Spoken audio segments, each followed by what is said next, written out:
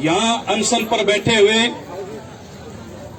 इस आंदोलन के नायक और इस सभा में उपस्थित तमाम बुजुर्गों, नौजवान दोस्तों, माताओं, बहनों, सबसे पहले मैं अपने संगठन, जो मजदूरों का संगठन है CITU, पूरे देश का, मैं उसका हरियाणा का महासचिव हूं और अपने संगठन की ओर से आप तमाम साथियों को, तमाम युवाओं को, बुजुर्गों को, महिलाओं को, जो इस इलाके से इतनी बड़ी भारी संख्या में यहाँ पहुंचे हैं, सबको मैं सलाम पेश करता हूं, आपको क्रांतिकारी मुबारकबाद देता हूं।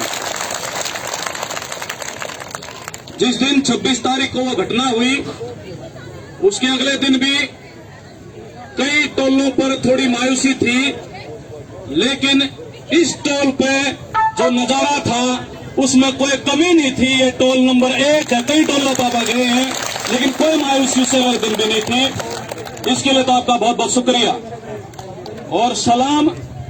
हमारी महिला शक्ति को भी, हमारा अनुभव जो है, उम्र मेरी बेशक थोड़ी छोटी लगती हो, लेकिन 25 साल का अनुभव आंदोलनों में काम करने का। पहले विद्यार्थियों में काम किया, पिछले 12-13 साल से मजदूरों में काम कर रहा हूं। लेकिन हमारा एक अनुभव है, चाहे वो आशा वर्कर है, चाहे वो मिड डे मील है, चाहे वो मनरेगा में महिलाएं हैं या आंगनवाड़ी में है, जिस आंदोलन में महिलाएं सड़कों पर उतर जाती है, वो आंदोलन फेल नहीं हो सकता, वो जीत के आगे बढ़ेगा। और ये मुबारकबाद देता हूं मैं संयुक्त मोर्चा को, किसानों के, और अपने किसान जो हमारे बुजुर्ग बैठे हैं, युवा बैठे हैं, उन्होंने ये पहलकदमी की कि आज तादाद जो है, जितने भी टोल हैं, वहां पर पुरुषों से कम नहीं है, महिलाएं घर के भी काम करें, खेत के भी, बच्चों के भी हवा आंदोलन में भी बराबर की हिस्सेदारी कर रही है। और ये कोई छोटी बात नहीं है। महिलाएं, सरकार भी कहती है, एजेंसी बोलती है कि 100 काम आज के दिन खेती के अगर 100 काम लगा ले, उन 100 कामों में 75 काम जो है वो महिला करती है खेती के। इसलिए महिला भी किसान है, वरना तो अपने क्या आया करें, घर जब जाकर रुक के मारेगा ना घर में, बोले रे कोई है के, और जब महिला घर में होगी कहेंगे बोले आड़ा कोई नहीं है, बोले आवाज तो आवा है, बोला कोई है घर में, बोला ना आड़ा कोई, बोला बाहर जा रहे सारे। अरे बोला तू बोलो लाग रही, तो बोला मेरा क्यों, मैं तो जो है बीरबानी हूं, बोला घर में तो मर्द मानसा काम होया करे। तो ये महिला हो चाहे पुरुष हो, बराबर है, मेहनत करते हैं, समाज को चलाते हैं, इसलिए अपने आप को इंसान मान के, किसान मान का लड़ाई में है। मैं आपको मुबारकबाद देता हूं। दूसरी बात जो है, ये कानून जो लागू किए गए हैं, ये सही जो है किसानों ने देश के, ये जो पिछले 6 साल से, बहुत लंबे टाइम से जो इस देश को गिरवी रखने का कार्यक्रम हमारे देश और प्रदेश की सरकार ने शुरू कर रखा था, यो किसानों ने पहचान लिया और यूं मोर्चा लगा दिया।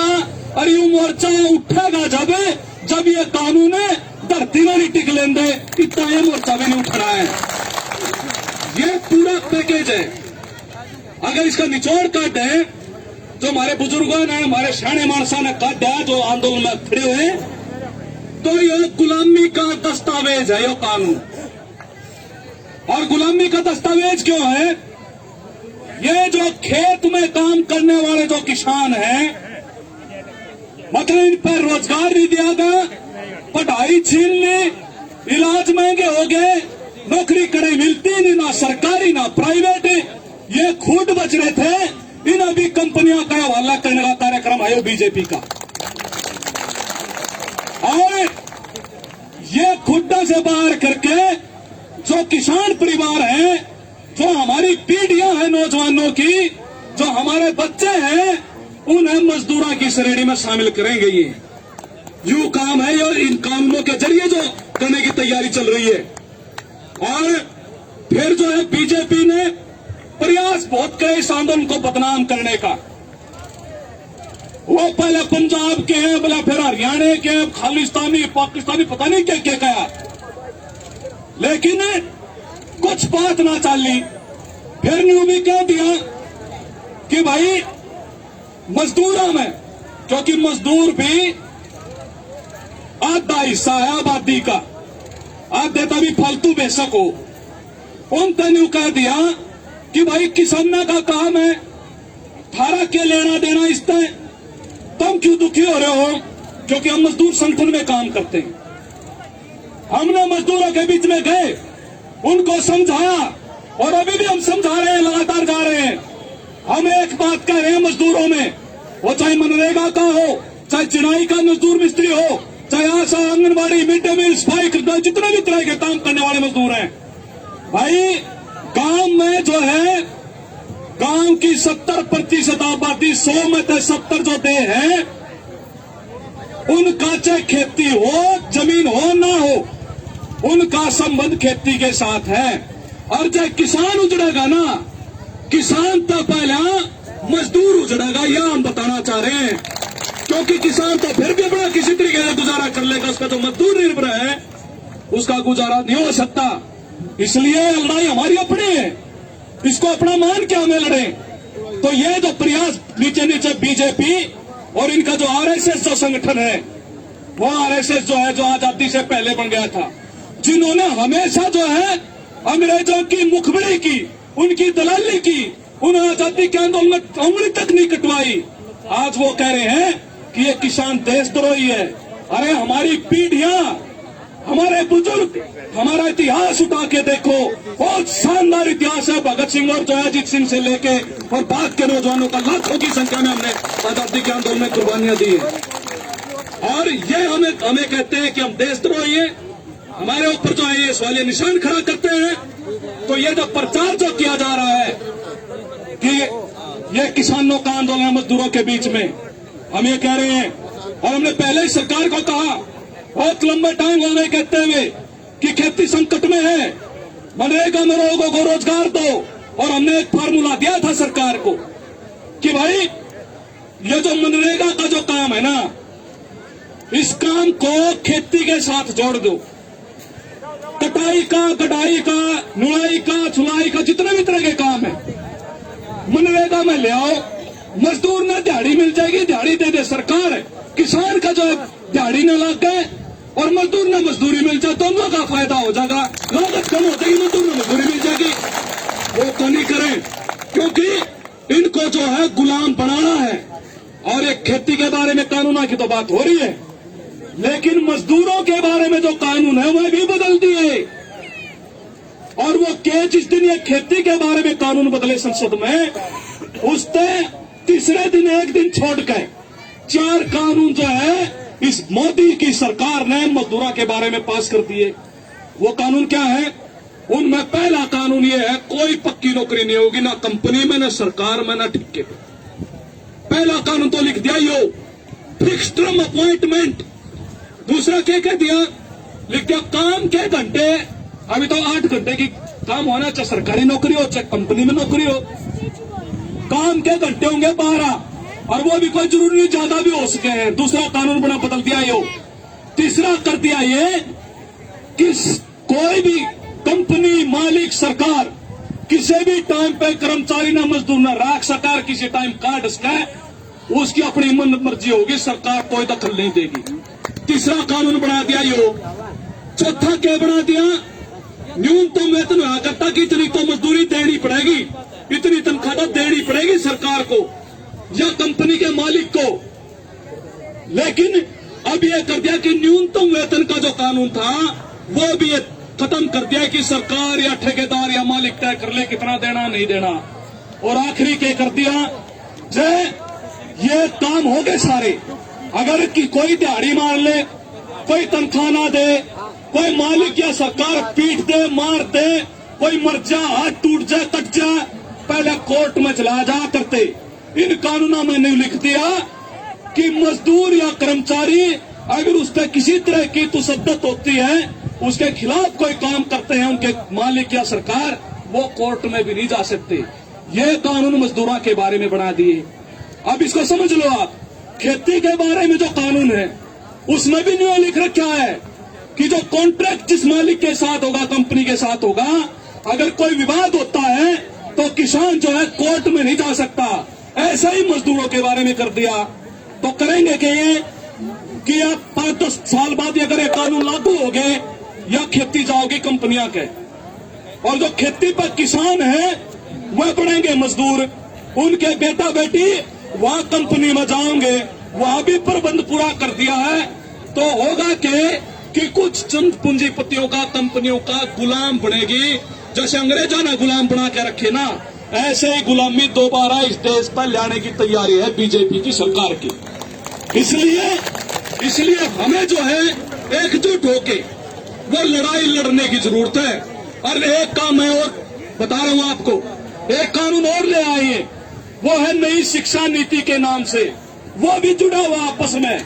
ये सारी चीज कोरोना के टाइम पे आपस में जोड़ रखी है इन्हें।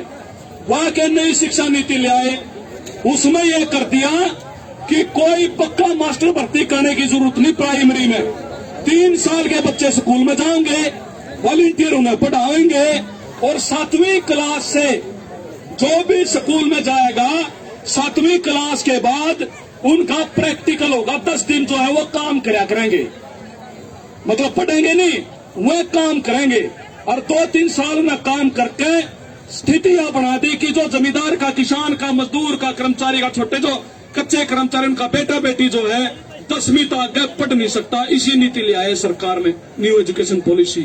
तो ये आपस में जुड़ा हुआ मसला है।